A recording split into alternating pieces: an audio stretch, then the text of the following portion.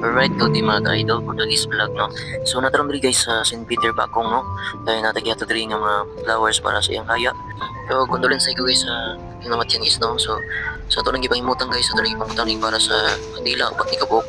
So, kanina guys, atong trabaho guys, mo guys, mag flower arrangement. So, kung nahanay magpagamawag para sa matay, sa magkamawag na guys, na para sa haya, set na siya guys, gardening, kanila, patong sa lungon. So, dili na pita guys, kung itong baklas guys, kay kasulod na sa plastic.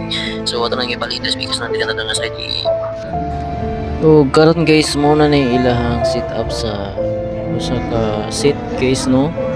So kompleto na guys na siya ng taon daga na siya bulak. So wala ni guys, thank you.